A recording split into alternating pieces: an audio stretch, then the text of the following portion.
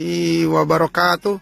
Kembali dengan saya Teguh Muhammad Ali melaporkan dari Danau Tiberias dan Rahmat Fadilah, tim Jelajah Bumi Para Nabi, dan juga Jamal Selfiti, dan juga Walid dan tim kami lainnya di berbagai negeri, Mesir, Kairo, Jordan, dan juga di Palestina.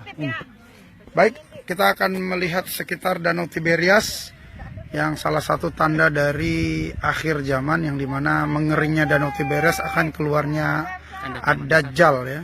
Salah satu tanda kiamat dan keluarnya Dajjal ini ada di sini.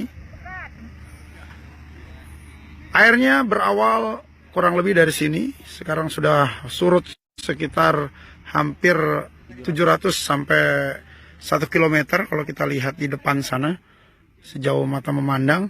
Dan air ini sudah mulai mengering kembali. Kita bisa lihat tanah yang basah ini sudah sampai ke depan sini. Ini tanah yang kering, ya. Dan ini tanah yang basah. Dan di sana itu ada dataran tinggi Golan dari negara Syria. Dan juga di sebelah kanan kita negara Jordan.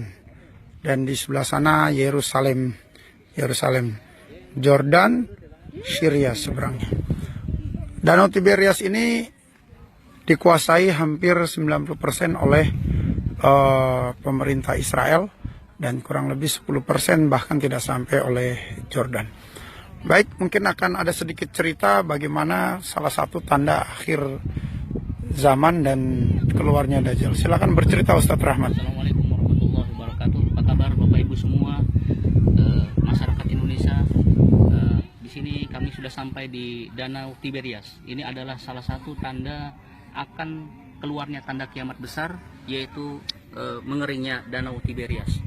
Di dalam hadis yang sangat panjang diriwayatkan oleh Imam Muslim, juz 8 Kitabul Fitan, dikisahkan bahwa sahabat Nabi yang mulia yang bernama Tamim Ad-Dari, asalnya adalah seorang Nasrani. Beliau pergi berlayar, ya, beliau pergi berlayar ke timur kota Madinah,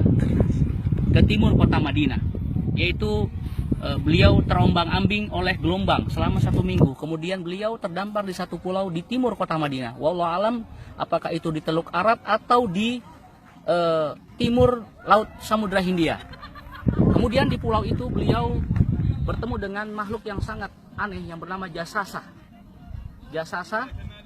Kemudian Jasasa memerintahkan Tamim Ad-Dari untuk menemui seseorang yang akan bertanya 4 pertanyaan kepada Tamim Ad-Dari.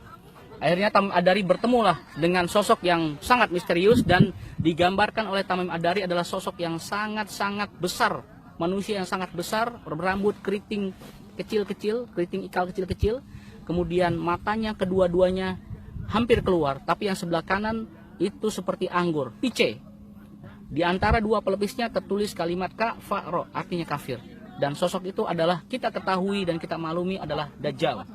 Kemudian Tamim Ad-Dari ditanya oleh sosok Dajjal itu. Yang pertama, apakah air mata Zugar, apakah Rasulullah atau utusan Allah, seorang laki-laki dari kota yang bernama negeri Hijaz, seorang laki-laki sudah diutus di negeri Hijaz yang mengaku sebagai utusan, dia tidak bisa baca dan tulis? Kemudian Tamim menjawab, iya, ada. Dia di kota Mekah, kemudian sekarang tinggal di kota Yasrib atau di kota Madinah. Yang kedua, apakah air mata Zugar masih mengeluarkan air? Iya, sekarang masih mengeluarkan air. Kita tahu bahwa air mata Zugar berada di Jordania, dan kami kemarin bersama Pak Ali dan tim Jelajah Para Rasul datang ke air mata Zugar dan sudah mengering airnya. Yang ketiga, apakah kurma di tanah Baisan masih mengeluarkan buah? Oh iya, sekarang kurma di tanah Baisan masih mengeluarkan buah, jawab Tamim Ad-Dari. Sebentar lagi dia tidak akan mengeluarkan buah. Kemudian pertanyaan keempat, apakah Danau At-Tabariyah masih mengeluarkan air dan dialiri oleh sawah dan kebun? Oh masih. Sebentar lagi akan mengering. Sekarang kita lihat dengan mata kepala kita sendiri, danau ini sudah mulai mengering. Berarti dengan hadis ini kita akan menantikan tanda kiamat besar, yaitu keluarnya Ad-Dajjal. Maka dari itu kita sebagai umat Islam sebagai umat muslim harus membaca tanda-tanda zaman bahwa kita akan datang, akan menantikan tanda kiamat besar, yaitu fitnah Dajjal. Waspadalah, waspadalah, ikuti apa kata ulama, ikuti pada apa kata Quran dan hadis, segera mengkaji tentang bab-bab fitnah Dajjal, maka insya Allah dengan doa kita akan selamat dari fitnah Dajjal. Demikian laporan kami dari Danau Tiberias. Assalamualaikum warahmatullahi wabarakatuh. Bagaimana cara menghindari Dajjal? Cara menghindari Dajjal itu dengan doa, yaitu Allahumma inni a'udzubika min azabi jahannam wa min azabil qabri wa min fitnatil mahya wal mamat wa min fitnatil masihid dajjal. Doa itu dibaca setiap selesai sholat 5 waktu, selesai tahiyat akhir sebelum salam. Dan kemudian ada lagi yang kedua adalah membaca surat Kahfi, 10 surat Kahfi, 10 awal surat Al-Kahfi. Harus dihafal. nomor 1 sampai 10. Ya, dibaca atau dihafal, tapi Nabi menyarankan untuk dihafal. Lebih bagus, lebih afdol. Mulai sekarang dan seterusnya kita baca, kita hafalkan surat Kahfi, insya Allah kita akan dilindungi dari fitnah Dajjal. Bahkan kemarin tadi siang ya Tadi ada siang imam kita mampir di Babu Ludin atau kota Ludin, yang kota itu di dalam hadis juga termaktub bahwa kota itu adalah kota yang akan dibunuhnya Dajjal, sang pendusta, sang pembohong, sang durjana, ya sumber fitnah, ya, raja kekafiran Dajjal yang memperbakandakan dirinya sebagai Tuhan. Dia akan dibunuh melalui tangan Isa Nabi SAW di kota Ludin. Tadi kita datangi. Imam Masjid Kota Ludin mengatakan, mulai saat ini saya memerintahkan dan seterusnya kepada Anda untuk selalu membaca 10 awal surat Al-Kahfi, menghafalkannya dan mengamalkannya.